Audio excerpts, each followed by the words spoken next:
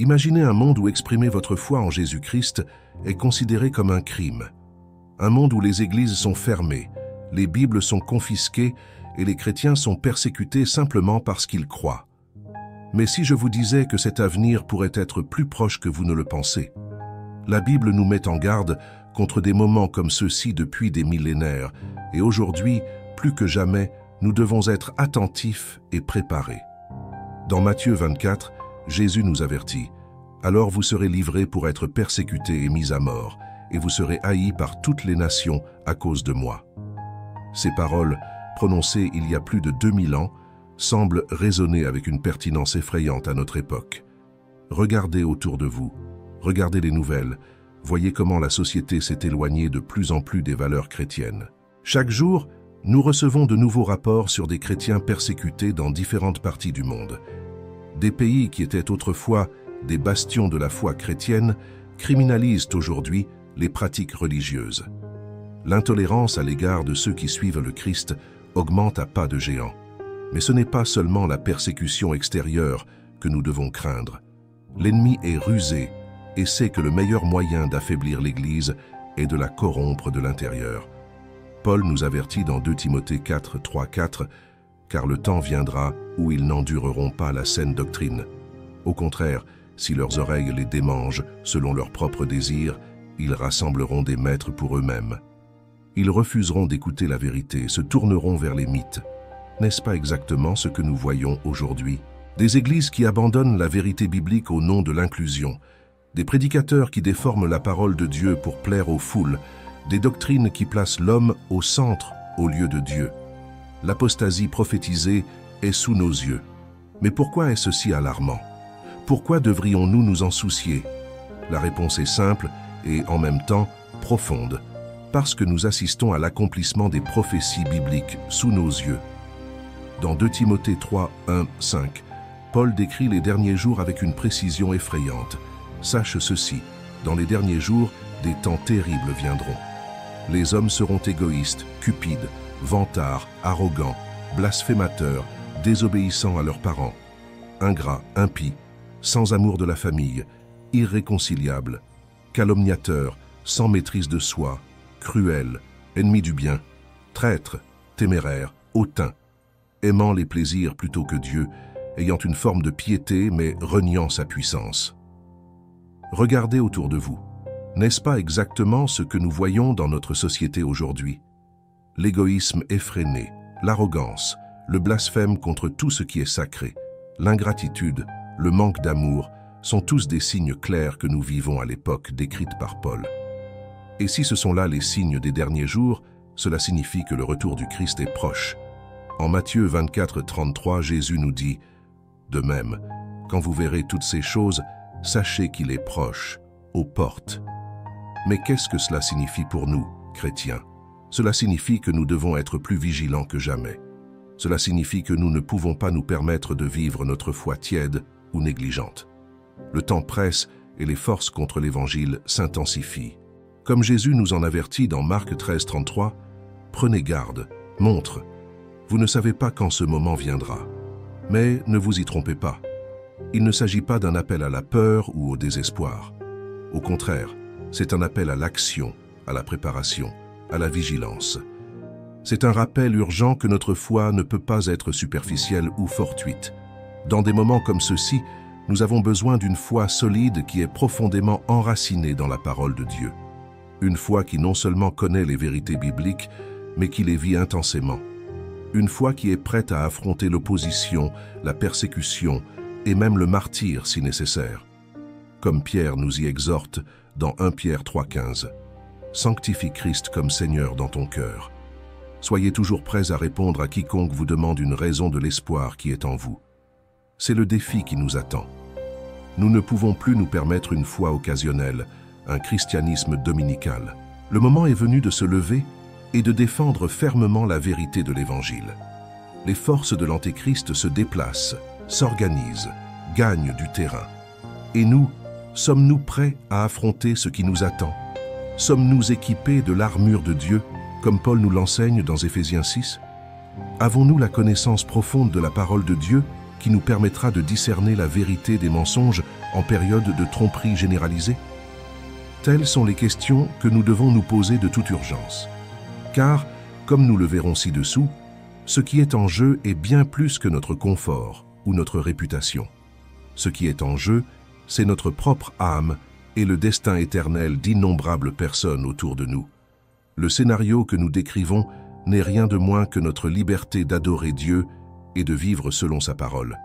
C'est notre capacité de suivre le Christ ouvertement, de faire connaître l'Évangile sans crainte, d'élever nos enfants dans les voies du Seigneur. Dans Jean 8, verset 32, Jésus nous dit « Et ils connaîtront la vérité, et la vérité les rendra libres. » La vérité elle-même est attaquée lorsqu'elle est qualifiée de discours de haine ou de sectarisme. Que se passe-t-il lorsque la liberté d'expression religieuse s'érode progressivement au nom de l'inclusion ou de la diversité? C'est ce qui se passe dans de nombreux pays du monde. Des pasteurs arrêtés pour avoir prêché ce que la Bible dit sur la moralité, des chrétiens qui perdent leur emploi pour avoir refusé d'approuver des pratiques contraires à leur foi, des églises qui sont fermées sous prétexte de santé ou de sécurité publique. Ce ne sont pas des scénarios hypothétiques, ce sont des réalités auxquelles beaucoup de nos frères et sœurs en Christ sont déjà confrontés dans diverses parties du monde. Et si nous pensons que nous sommes à l'abri de cela dans notre propre pays, nous devons y réfléchir à 2 fois. Les graines de cette persécution sont déjà plantées, le récit se construit. Les chrétiens sont de plus en plus dépeints comme intolérants, arriérés, voire dangereux. Et lorsqu'une société commence à considérer un groupe comme une menace, il ne faut pas longtemps pour que la persécution devienne acceptable, voire souhaitable. Comme Jésus nous en a avertis dans Jean 15, versets 18 à 19, « Si le monde vous hait, souvenez-vous qu'il m'a haï auparavant. Si vous apparteniez au monde, il vous aimerait comme si vous étiez le sien. Pourtant, tu n'es pas du monde, mais je t'ai choisi en t'emmenant hors du monde. C'est pourquoi le monde les déteste. Mais ce qui est en jeu va au-delà de notre liberté personnelle. Ce qui est vraiment en jeu, c'est le message même de l'Évangile. Dans un monde de plus en plus hostile à la vérité biblique, comment pouvons-nous accomplir le commandement de Jésus de faire des disciples de toutes les nations? Matthieu 28, 19, 20. Comment pouvons-nous être sel et lumière dans un monde qui rejette activement les valeurs chrétiennes? C'est le défi auquel nous sommes confrontés, et ce n'est pas un mince défi. Nous sommes confrontés à une bataille spirituelle aux proportions épiques.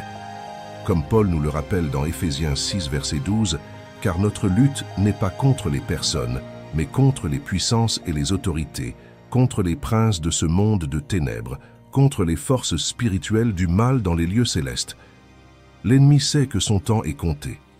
Il intensifie ses efforts pour faire taire la vérité, pour détourner les gens de Dieu, pour détruire la foi de beaucoup.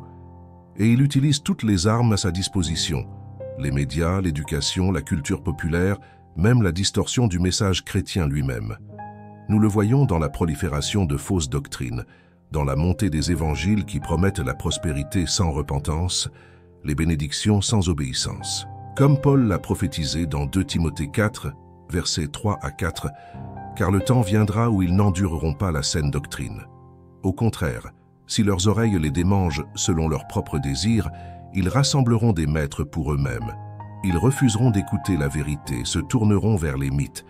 Ce temps est venu, et le résultat est une génération de gens qui pensent connaître Dieu, mais qui suivent en réalité une caricature déformée du christianisme. Mais il y a quelque chose d'encore plus profond en jeu ici, quelque chose qui touche à l'essence même de ce que nous sommes en tant qu'êtres humains créés à l'image de Dieu. Ce qui est en jeu, c'est notre propre identité.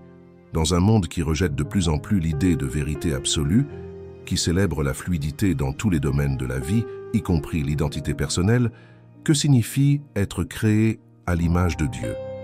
Qu'est-ce que cela signifie d'être un homme ou une femme? Que signifie le mariage? Qu'est-ce que la famille? Toutes ces questions fondamentales sont en train d'être redéfinies sous nos yeux, et les implications sont profondes. Parce que si nous perdons la compréhension biblique de ces réalités fondamentales, nous perdons la base pour comprendre qui nous sommes, pourquoi nous sommes ici et quel est notre but. Comme Salomon nous en avertit dans Proverbe 19, verset 21, « Il y a beaucoup de projets dans le cœur de l'homme, mais le dessein de l'Éternel l'emporte. » Sans une compréhension claire de qui est Dieu et de qui nous sommes par rapport à lui, nous sommes laissés à la dérive dans un océan de relativisme moral et de confusion existentielle. Et c'est exactement ce que veut l'ennemi. Parce qu'une société confuse, sans direction morale, sans compréhension de son identité et de son but, est une société facile à manipuler et à contrôler. C'est une société mûre pour l'arrivée d'un leader charismatique qui promet l'ordre et le but, même si ce but est fondamentalement opposé à Dieu. Comme Jean nous avertit dans 1 Jean 2,18, « Petits enfants, c'est la dernière heure. Et tout comme vous avez entendu dire que l'Antéchrist arrive, tant d'Antéchrists se sont déjà levés. Nous savons donc que c'est la dernière heure. » Face à ce scénario difficile, quelle devrait être notre réponse en tant que chrétiens? La première chose que nous devons comprendre, c'est que rien de tout cela ne prend Dieu par surprise. Tout ce que nous voyons se dérouler sous nos yeux a été prédit dans les Écritures il y a des milliers d'années. Dans Matthieu 24, 6, 8, Jésus nous dit « Vous entendrez parler de guerre et de bruit de guerre, mais n'ayez pas peur. Il est nécessaire que de telles choses se produisent, mais ce n'est pas encore la fin. Une nation se lèvera contre une nation, et un royaume contre un royaume. Il y aura des famines et des tremblements de terre en divers endroits. Tout cela sera le début de la douleur. » Remarquez bien, Jésus ne dit pas si ces choses se produisent, mais quand elles se produisent. Il savait que des temps difficiles arriveraient pour ses disciples, mais il ne nous a pas laissés sans préparation. Tout au long de la Bible, nous trouvons des instructions claires sur la façon dont nous devrions vivre dans l'adversité.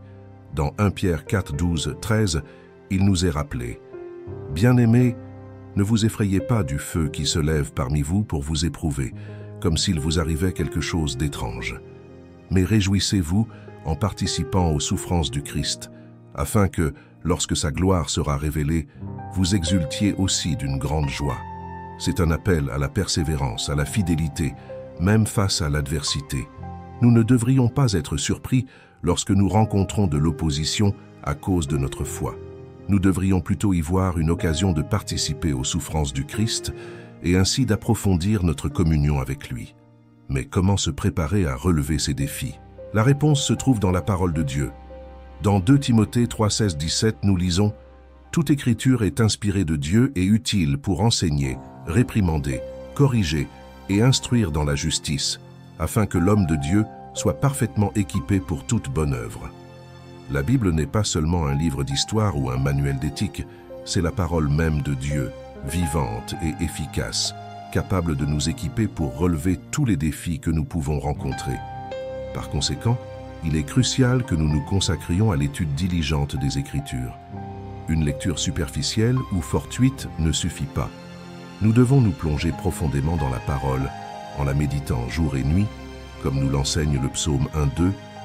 Au contraire, sa satisfaction est dans la loi du Seigneur, et c'est sur cette loi qu'il médite jour et nuit. Cette étude profonde de la parole nous permet de discerner la vérité de l'erreur dans un monde rempli de tromperies, nous permet de rester fermes dans notre foi même lorsque nous faisons face à l'opposition, et nous donne les réponses dont nous avons besoin pour défendre notre foi, comme Pierre nous exhorte dans 1 Pierre 3,15. « Mais sanctifie Christ comme Seigneur dans ton cœur. Soyez toujours prêts à répondre à quiconque vous demande une raison de l'espoir qui est en vous. » En plus de l'étude de la parole, la prière est une arme puissante dans notre arsenal spirituel.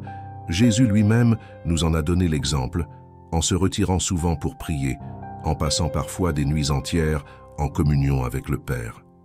Dans Luc 18:1, nous lisons que Jésus a raconté une parabole à ses disciples pour leur montrer qu'ils doivent toujours prier et ne jamais se décourager. Paul nous exhorte dans 1 Thessaloniciens 5:17 à prier continuellement. La prière n'est pas seulement un rituel ou une liste de demandes, c'est notre ligne de communication directe avec le Dieu de l'univers. C'est par la prière que nous trouvons la force dans les moments de faiblesse, la direction dans les moments de confusion et le réconfort dans les moments d'affliction. Dans Philippiens 4, 6, 7, Paul nous dit « Ne vous inquiétez de rien, mais en tout, par la prière et la supplication, avec action de grâce, faites connaître à Dieu vos demandes.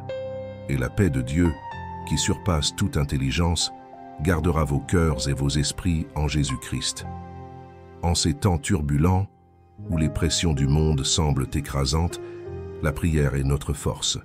C'est par la prière que nous pouvons nous décharger de toutes nos angoisses sur Dieu, sachant qu'il prend soin de nous. 1 Pierre 5, 7. C'est dans l'intimité de la prière que nous sommes renouvelés et fortifiés pour affronter les défis qui nous attendent. Dans Hébreux 10, 24, 25, nous sommes exhortés. Et considérons-nous les uns les autres comme nous incitant à l'amour et aux bonnes œuvres. N'abandonnons pas l'idée de nous rassembler en Église selon la coutume de certains, mais essayons de nous encourager les uns les autres, d'autant plus lorsque vous voyez approcher le jour. En période de persécution et d'adversité, la tentation peut être de s'isoler, de se cacher. Mais la Bible nous enseigne le contraire. C'est précisément dans ces moments-là que nous avons le plus besoin les uns des autres.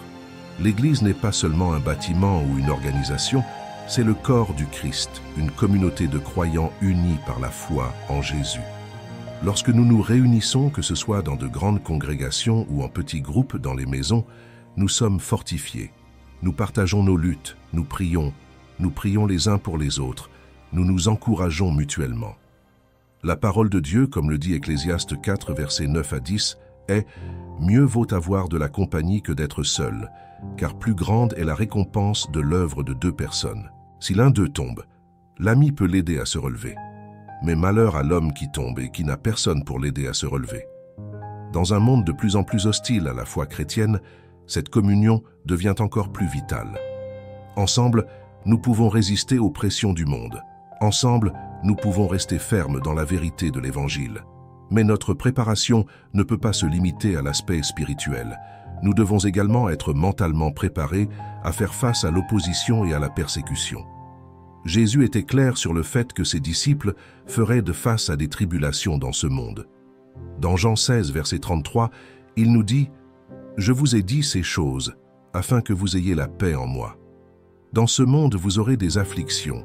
Cependant, rassurez-vous, j'ai vaincu le monde. » Remarquez que Jésus ne promet pas une vie facile ou sans problème. Au contraire, il garantit que nous aurons des afflictions. Mais cette réalité s'accompagne d'une promesse puissante. Le Christ a déjà vaincu le monde. Notre victoire est assurée en lui.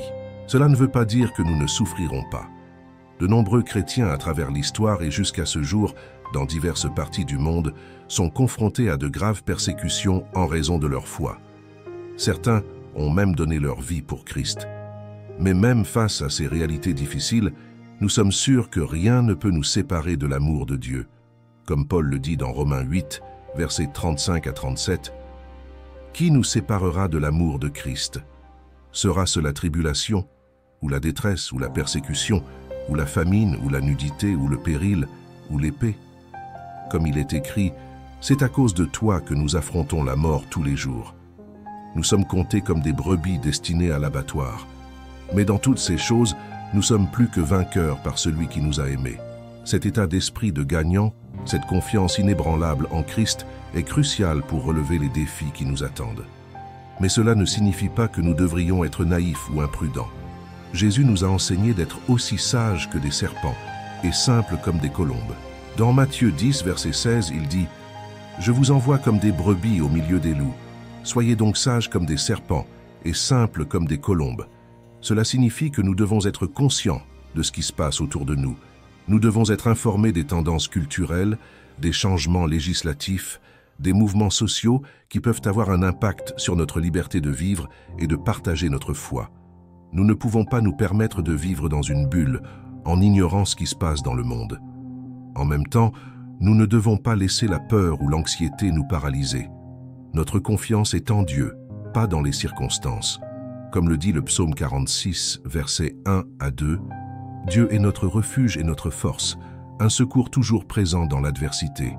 C'est pourquoi nous n'aurons pas peur, même si la terre tremble et si les montagnes s'enfoncent au cœur de la mer. » Cette confiance en Dieu nous permet d'affronter n'importe quelle situation avec courage et sérénité, non pas parce que nous sommes forts en nous-mêmes, mais parce que nous avons confiance en celui qui est plus fort que toute adversité que nous pouvons affronter. L'une des tactiques les plus efficaces de l'ennemi est l'utilisation de la peur. Il essaie de nous paralyser avec la peur de l'avenir, la peur de la persécution, la peur de ce que les autres penseront de nous. Mais la Bible nous rappelle à maintes reprises que nous ne devons pas avoir peur.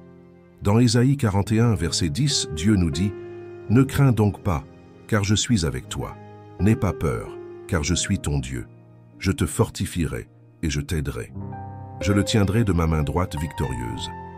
Il ne s'agit pas d'un appel au déni de la réalité ou à un optimisme aveugle. C'est un appel à faire confiance à un Dieu qui est plus grand que nos circonstances, un Dieu qui promet d'être avec nous au milieu des tribulations. Dans 2 Timothée 1, verset 7, Paul nous rappelle « Car Dieu ne nous a pas donné un esprit de crainte, mais un esprit de force, d'amour et de maîtrise de soi. » Cet équilibre ou cette autodiscipline est crucial. Nous ne devons pas être dominés par la peur, mais nous ne devons pas non plus être imprudents. Nous devons évaluer les situations avec sagesse, en cherchant toujours la direction de l'Esprit Saint. Comme Jésus nous l'a enseigné dans Matthieu 10, verset 16, « Je vous envoie comme des brebis au milieu des loups. Soyez donc sages comme des serpents et simples comme des colombes. » Cette combinaison de prudence et de simplicité nous permet de traverser les moments difficiles avec sagesse, tout en préservant notre intégrité et notre témoignage. Un aspect crucial de notre préparation aux temps difficiles est le développement d'un caractère chrétien fort. Dans 2 Pierre 1, versets 5 à 7, nous sommes exhortés. « Efforcez-vous donc d'ajouter de la vertu à votre foi, à la vertu, à la connaissance, à la maîtrise de soi, persévérance, à la persévérance, à la piété, à la fraternité, et à la fraternité, l'amour. » Ces qualités ne sont pas facultatives pour le chrétien, ils sont essentiels pour une vie de foi mûre et efficace. La foi sans les œuvres est morte, comme nous le rappelle Jacques 2, 17. Notre foi doit se manifester dans un caractère transformé, dans une vie qui reflète l'amour et la sainteté de Dieu. C'est particulièrement important en période d'adversité. Il est facile de professer la foi quand tout va bien, mais c'est dans les moments d'épreuve que notre vrai caractère se révèle. Comme le dit 1 Pierre 1, 6, 7, « C'est en cela que vous exultez, même si maintenant pour un peu de temps vous devriez être affligés par toutes sortes d'épreuves. C'est pour qu'il soit prouvé que votre foi, bien plus précieuse que l'or qui périt, même si elle est raffinée par le feu, est authentique et qu'elle aboutira à la louange, à la gloire et à l'honneur lorsque Jésus-Christ sera révélé. » Les épreuves que nous rencontrons ont le potentiel d'affiner notre foi et de nous rendre plus semblables au Christ. Mais pour que cela se produise, nous devons répondre à ces épreuves avec foi, persévérance et obéissance à la parole de Dieu. Un autre aspect crucial de notre préparation est le développement d'une vision du monde biblique solide. Dans un monde où la vérité est de plus en plus relativisée, où chacun a sa propre vérité, il est essentiel que nous ayons une compréhension claire et complète de la perspective biblique sur la réalité. Cela va bien au-delà de la mémorisation de versets isolés. Il s'agit de comprendre le récit complet de la Bible, de la création à la nouvelle création, et comment ce récit façonne notre compréhension de tous les aspects de la vie. Dans Colossiens 2, 8, Paul nous avertit « Prenez garde que personne ne vous asservisse à des philosophies vaines et trompeuses, qui sont fondées sur les traditions humaines et les principes élémentaires de ce monde, et non sur Christ. » Pour résister aux philosophies trompeuses de ce monde, nous devons être fermement ancrés dans la vérité de la parole de Dieu. Cela signifie comprendre non seulement ce que nous croyons, mais aussi pourquoi nous le croyons. Cela signifie être capable d'exprimer notre foi de manière claire et convaincante, même face à l'opposition. Comme Pierre nous y exhorte dans 1 Pierre 3, 15. « Sanctifie Christ comme Seigneur dans ton cœur. Soyez toujours prêts à répondre à quiconque vous demande une raison de l'espoir qui est en vous. » Cette préparation n'est pas seulement pour notre propre édification, mais pour que nous puissions effectivement faire connaître l'Évangile aux autres, même dans les moments d'adversité. Un aspect souvent négligé de notre préparation aux moments difficiles est la culture d'une vie d'adoration authentique. L'adoration n'est pas seulement quelque chose que nous faisons le dimanche matin. C'est une posture de vie, une reconnaissance constante de la souveraineté et de la bonté de Dieu, même au milieu des circonstances les plus difficiles. Nous en voyons des exemples puissants dans les Écritures. Pensez à Paul et Silas qui ont chanté des hymnes de louange à Dieu alors qu'ils étaient emprisonnés et flagellés, Actes 16, 25. Ou à Job qui, face à des pertes dévastatrices, a pu dire « Le Seigneur l'a donné, le Seigneur l'a pris, louange au nom de l'Éternel ». Job 1, 21. Cette adoration au milieu de l'adversité n'est pas un déni de la réalité de la souffrance. C'est une affirmation puissante que Dieu est plus grand que nos circonstances, qu'il est digne, non pas pour ce qu'il fait, mais pour ce qu'il est. Comme nous le rappelle le psaume 34, 1, « Je bénirai toujours le Seigneur, mes lèvres le loueront toujours. » Notez bien, tout le temps, pas seulement dans les bons moments. Cette attitude d'adoration constante nous ancre en Dieu, nous rappelant qui il est et qui nous sommes en lui, même lorsque le monde autour de nous semble s'effondrer. C'est un témoignage puissant pour les incroyants et une source de force et d'encouragement pour nous-mêmes et pour les autres croyants. Alors que nous nous préparons à faire face à des temps de plus en plus difficiles, il est crucial que nous développions une compréhension biblique de la souffrance. Dans une culture qui recherche le réconfort et l'aisance à tout prix, l'idée de souffrir pour le Christ peut sembler étrange ou même répugnante. Cependant, les Écritures nous enseignent que la souffrance fait partie intégrante de la vie chrétienne.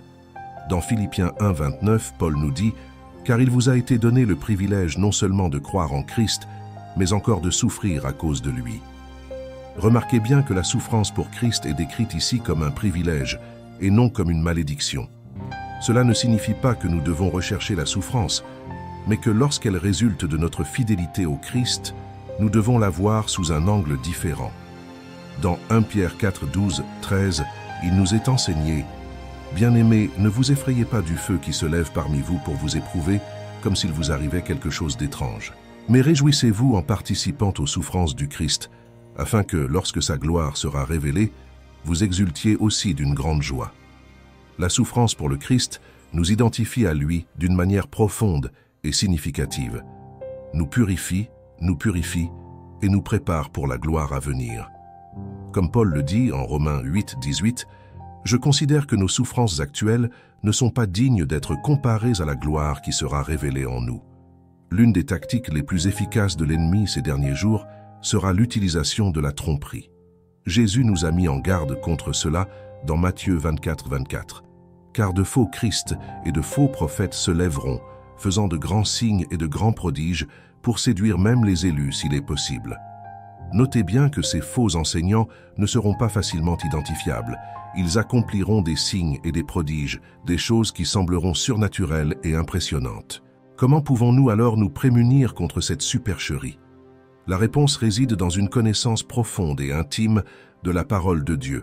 En 2 Timothée 2,15, Paul exhorte Timothée, « Cherche à te présenter approuvé à Dieu, un ouvrier qui n'a pas besoin d'avoir honte de la parole de vérité et de la distribuer correctement. » Pour bien diffuser la parole de vérité, il faut une étude diligente, une méditation constante et une mise en pratique des Écritures dans notre vie.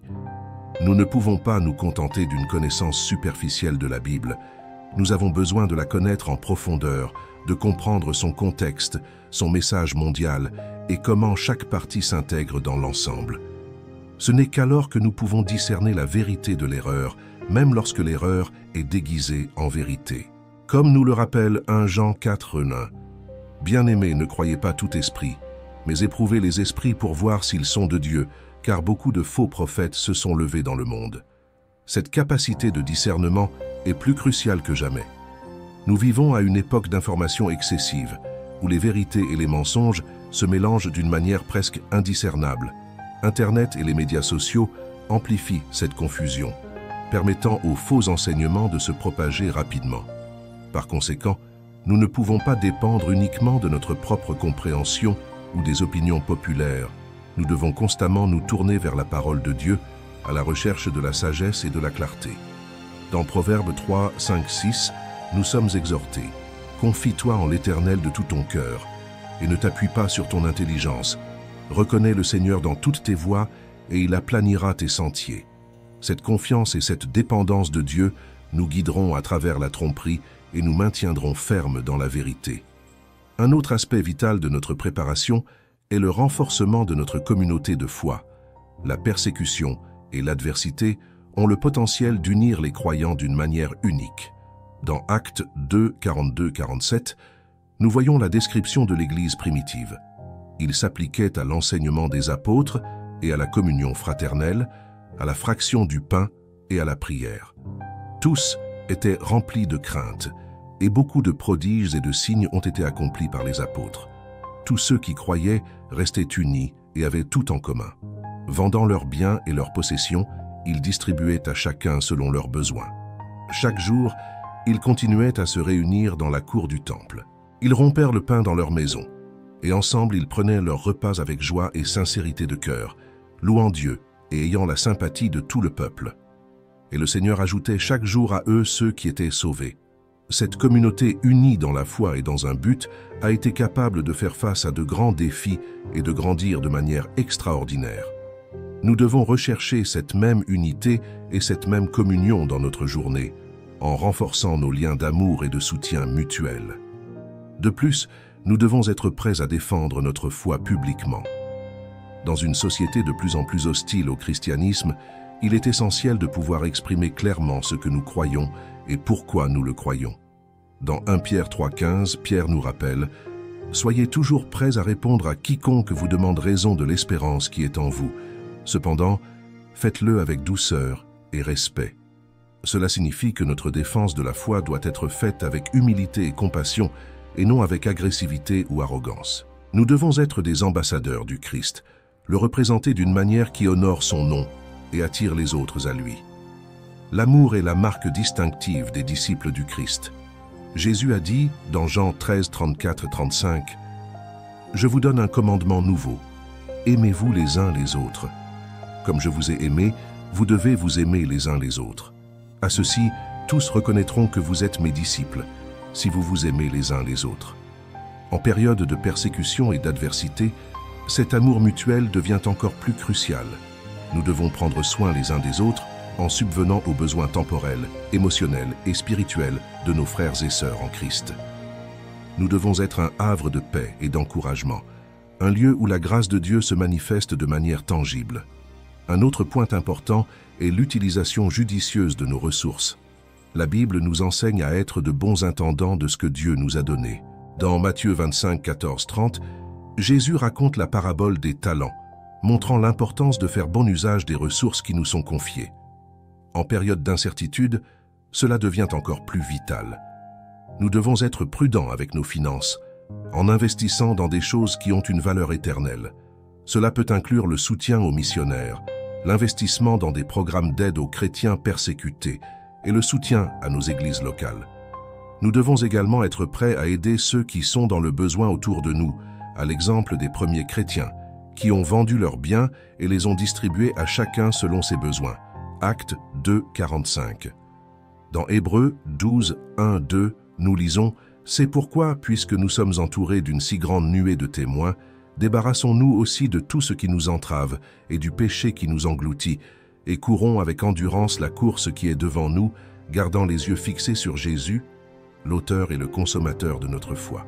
Lui, à cause de la joie qui lui était réservée, a enduré la croix, méprisant la honte, et s'est assis à la droite du trône de Dieu. » Rester concentré sur Jésus nous donne la bonne perspective pour faire face à n'importe quel défi. Il est notre espérance et notre force. Il a déjà vaincu le monde, et en lui nous sommes plus que vainqueurs. Par conséquent, face à tous ces défis et opportunités, il est essentiel que nous cherchions Dieu dans la prière. La prière est notre ligne de communication directe avec le Père, notre source de force et de direction. Unissons-nous maintenant dans la prière, demandant à Dieu de nous fortifier, de nous guider et de nous remplir de son Esprit Saint, afin que nous puissions affronter les temps à venir avec courage et foi. Prière. Cher Père Céleste, nous nous présentons devant toi avec un cœur humble, reconnaissant que nous dépendons totalement de toi. Seigneur, nous savons que les temps que nous traversons sont difficiles, mais nous savons aussi que tu es plus grand que toute adversité. Nous te demandons de nous fortifier et de nous guider par ta sagesse. Aide-nous à garder les yeux fixés sur Jésus, notre Sauveur et Rédempteur. Remplis-nous de ton Esprit Saint afin que nous puissions discerner la vérité au milieu de la tromperie et rester fermes dans la foi. Donne-nous le courage de défendre ton évangile, même face à l'opposition, et remplis notre cœur d'amour, afin que nous puissions être le reflet de ton amour pour le monde qui nous entoure. Seigneur, nous te demandons de protéger ton Église dans le monde entier, en particulier ceux qui font face à la persécution. Donne leur force courage et persévérance, afin que notre foi soit un témoignage vivant de ta grâce et de ta vérité. Aide-nous à être de bons intendants des ressources que tu nous as données, en les utilisant pour ta gloire et pour aider ceux qui sont dans le besoin. Puissions-nous vivre d'une manière qui honore ton nom, en étant sel et lumière dans un monde qui a tant besoin de toi. Père, nous savons que rien ne peut nous séparer de ton amour, et nous avons confiance en tes promesses. Il nous guide, nous garde, et nous rend capables d'être fidèles jusqu'à la fin. Au nom de Jésus, nous prions. Amen. En conclusion, les temps auxquels nous sommes confrontés sont difficiles, mais non sans espoir. Nous avons la promesse que Dieu est avec nous, qu'il nous fortifie et nous guide. Nous devons être vigilants, préparés et inébranlables dans la foi, sachant que nos luttes ne sont pas vaines. Comme Paul nous le rappelle dans 1 Corinthiens 15, 58, « C'est pourquoi, mes frères bien-aimés, tenez ferme et ne vous laissez rien vous ébranler. Soyez toujours dévoués à l'œuvre du Seigneur, car vous savez que dans le Seigneur, votre œuvre ne sera pas vaine. Puissions-nous vivre avec courage, foi et amour, proclamant la vérité de l'Évangile et attendant avec impatience le retour de notre Seigneur Jésus-Christ.